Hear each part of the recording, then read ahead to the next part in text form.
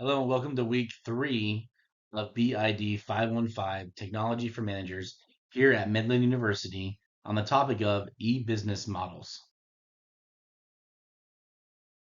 For this module, we're taking a look at the concept of e-business models. But before we go into what the e-business models are of today, let's take a look at the past and see the evolution of the web that leads to us to our business online environment today.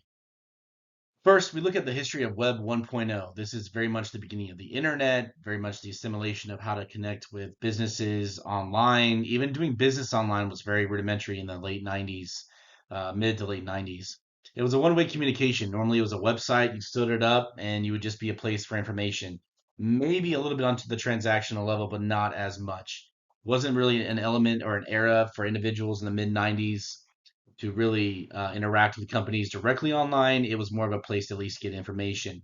You would read and review information, and also at times lightly adopt the idea that well, a website could actually be a place for a business to advocate for itself, market itself, etc. The Web 2.0 phase came out in the late 90s, early 2000s from an ability of two-way communication. When chat started going to be increased between companies and customers, where email became more centric as a means of communication for customer service and more interaction from a sales perspective. So for here, the read, review, share, and reshare mentality came into place. Also, the emergence of MySpace and Facebook and a lot of early 2000s social media sites really emerging as an area as well for interaction. Web 2.0 was really that. Now, commerce, though, and online selling was still in its infancy phase. The dot-com boom did start large websites like Amazon and other major retailers got on board. But you didn't see the acceleration of e-commerce until really the late 2000s when more startup companies realized how advantageous it was to go online and sell their products before even building a brick and mortar store. And the emergence of online shopping and convenience of that really started to emerge in the mid to late early 2000s. So we moved from an arena of just one-way communication to two-way communication and not just information entertainment. We truly started conducting business online.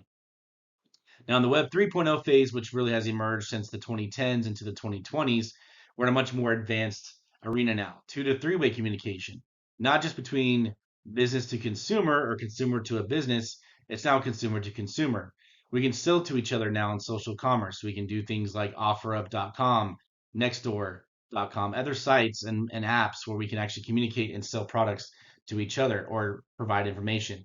We're in a place now where we read, review, and share information, but we can also personalize experiences. Online personalization is critical for the success of many online businesses. Being able to automate and speak to customers one to one for the products and services they're looking for is a critical segment of Web 3.0. Beyond the ability to provide information at its core, we're also in a world now where we're providing automation and artificial intelligence to do our jobs even better in an online environment, to even be more automated with processes and tools and things of that nature. So, from a business perspective, we are expanding rapidly. There's heavier adoption in today's environment of technology as a driven component of our strategies. And again, being very data driven is today's era of Web 3.0. Emerging technologies of artificial intelligence, machine learning, metaverse, blockchain are all at the sphere of the emergence of Web 3.0. And some of it's still an unknown territory. But the foundation of those understanding and appreciating where we've been and understanding now how technology has driven more than ever our need to make strategic decisions with technology as part of that decision process.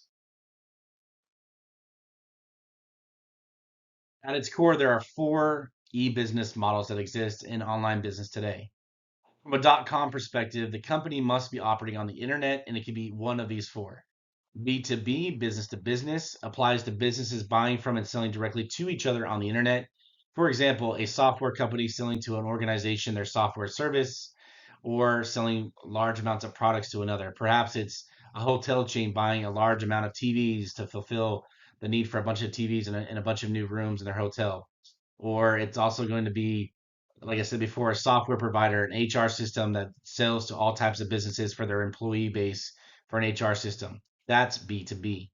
Now, business to consumer is everyday business, such as selling on like Amazon.com, Target, Walmart, selling to the direct end user, products or services over the internet. Consumer to business applies to any consumer that sells a product or service to a business over the internet. At times, we could be selling our own services, consulting services to a business. That's an example of C2B. And lastly, consumer to consumer, C2C, applies to sites primarily offering goods and services to assist customers interacting with each other over the internet.